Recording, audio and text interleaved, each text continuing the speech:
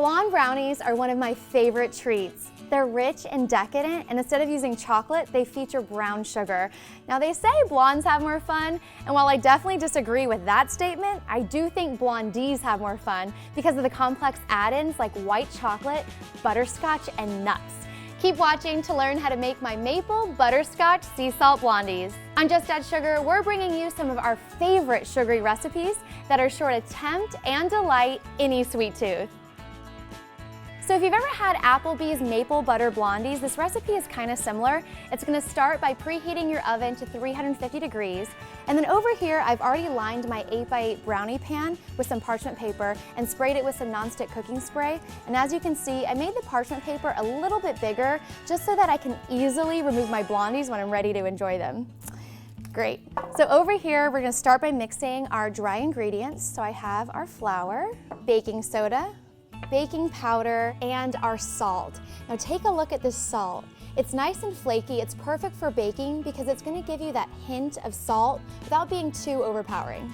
So whisk that in.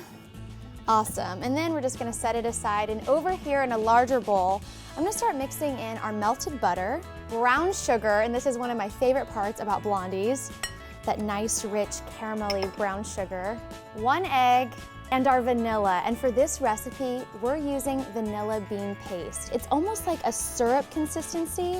You know, if you enjoy baking, you really gotta invest in the vanilla bean paste. You can even see the little specks of vanilla bean. The flavor is just so intense and it's really wonderful. All right, let's give this a good whisk.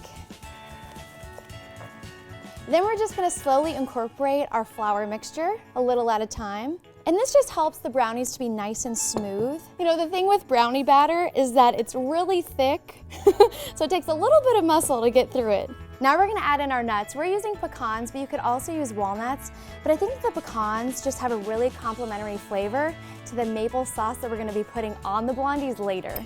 And then our white chocolate chips and butterscotch morsels. And we're using the same amount for the white chocolate and the butterscotch.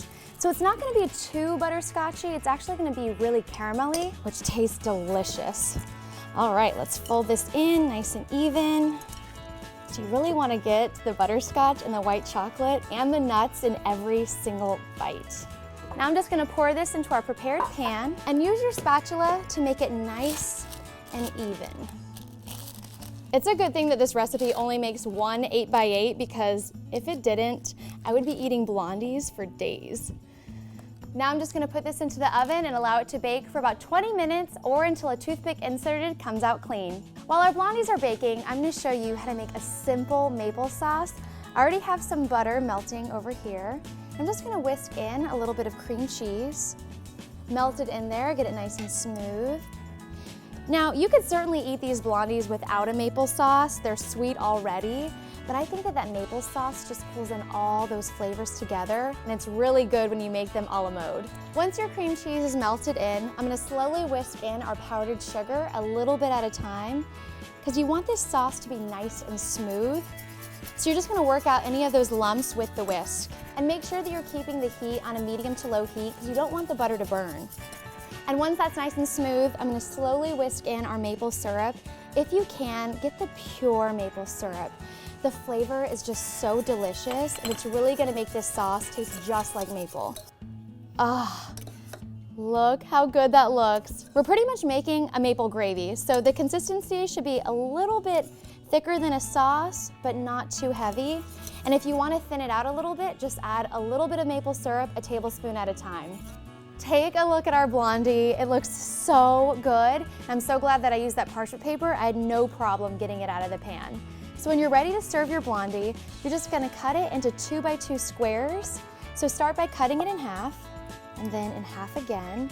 Oh my gosh, these are so awesome. I love serving these at dinner parties with a little bit of vanilla bean ice cream and then the warm maple sauce. But this sauce is so good, you don't even need the ice cream. Ah.